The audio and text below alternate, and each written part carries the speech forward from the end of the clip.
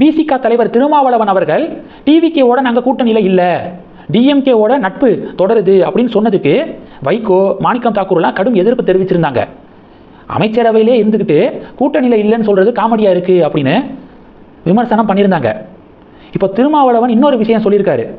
தேசிய அளவில் பாஜகவுக்கு எதிராக ஒரு அணியை கட்டமைக்கணும், அந்த அணியில் டிஎம்கே டிவிகே ஒன்றா இருக்கணும், இதுதான் என்னுடைய ஆசை விருப்பம் அப்படின்னு திருமாவளவன் அவர்கள் பேசியிருக்காரு.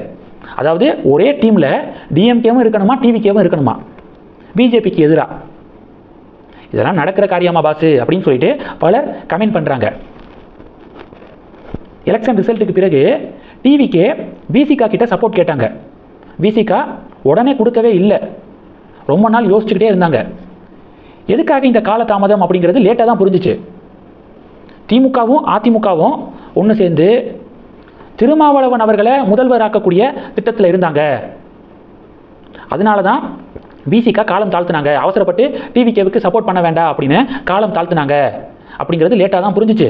இப்போ அது மாதிரி திருமாவளவன் ஒரு பிளான் போடுறாரோ, டிவிகேவும் டிஎம்கேவும் ஒன்று சேரட்டும், பொது வேட்பாளராக நம்மளை முன்னிறுத்த வாய்ப்பு இருக்குது, இதுக்கு ஒரு பிள்ளையார் சொல்லி போடுறாரோ அப்படின்னு சொல்லி சில பேர் விமர்சனங்களும் பண்ணுறாங்க. பொறுத்திருந்து பார்க்கலாம். 680 மெடிக்கல் சீட்ஸை தமிழகம் இழந்துருச்சு அப்படின்னு அண்ணாமலை ட்விட்டர் பதிவு போட்டிருந்தார்ல, உடனே டிவிகே மினிஸ்டர் அது சம்மந்தப்பட்ட ஒரு விளக்கம் கொடுத்தாரு. சுப்ரீம் கோர்ட்டில் ரிட் பெட்டிஷன் போட போகிறோம் அப்படின்லாம் சொன்னார். பொதுமக்கள் அண்ணாமலையை பாராட்டினாங்க. ஒரு பொறுப்புள்ள எதிர்க்கட்சி இப்படி தான் இருக்கணும், முக்கியமான பிரச்சனைகளுக்கு குரல் கொடுக்கணும், சும்மா அரசியல் பண்ணுறேன் அப்படிங்கிற பேரில் கவர்மெண்ட்டை திட்டிக்கிட்டே இருக்கக்கூடாது, ஆக்கப்பூர்வமான ஆலோசனைகள் கொடுக்கறது தான் எதிர்க்கட்சிகளுடைய முதன்மை பணி, அதை அண்ணாமலை சரியாக பார்க்குறாரு அப்படின்னு பலர் பாராட்டினாங்க. உடனே தமிழக பாஜகவுக்கு பொறுத்துக்கொள்ள முடியலை.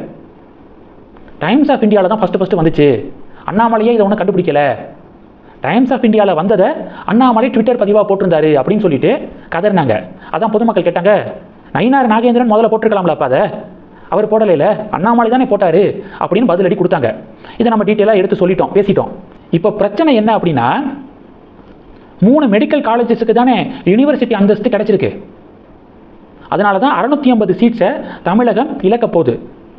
இப்போது டிவிகே மினிஸ்டர் எந்த 3 மெடிக்கல் காலேஜஸுக்கு யூனிவர்சிட்டி அந்தஸ்து கிடைச்சிருக்கு அப்படின்னு அந்த 3 மருத்துவக் கல்லூரிகளுடைய பேரை மினிஸ்டர் சொல்லலை.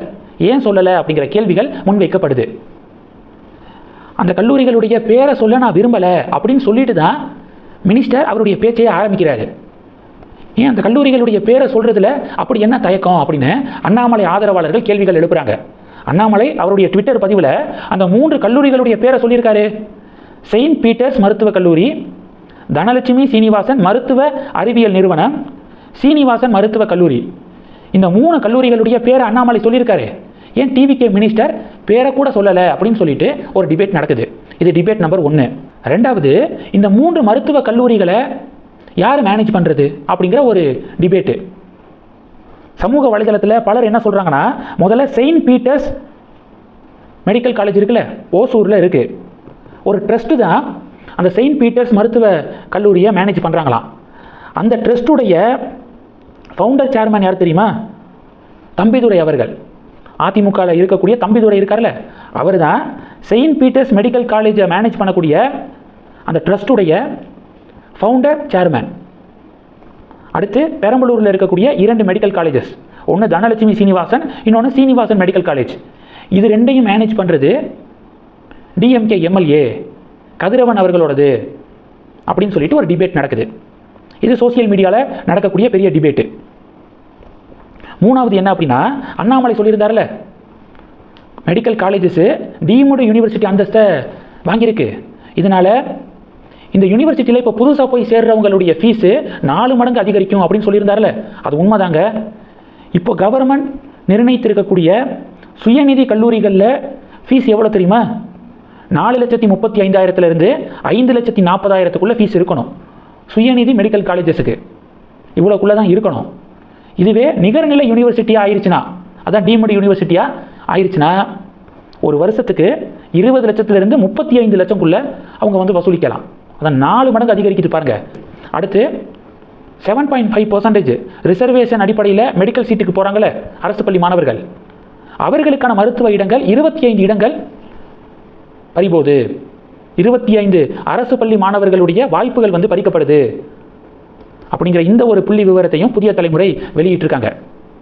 இப்போ அண்ணாமலை குரல் எழுப்பி இருக்கிறது எவ்வளவு மிக முக்கியமான இஷ்யூ அப்படிங்கிறத பாருங்க. இதை பாராட்டுவாங்களா நயினார் கும்பல்? டைம்ஸ் ஆஃப் இந்தியாவில் தான் ஃபஸ்ட்டு வந்துச்சு அப்படின்னு சொல்லிட்டு இதுலையும் அரசியல் பண்ணிக்கிருக்காங்க. இந்த செய்திகளை பற்றி உங்களுடைய பார்வைகளை மறக்காமல் கமெண்ட் பண்ணுங்கள். தொடர்ந்து கனெக்டில் இருங்க. அடுத்தடுத்து நிறையா பதிவுகளை பார்க்க போகிறோம். நன்றி. ஜெய் ஹிந்த்.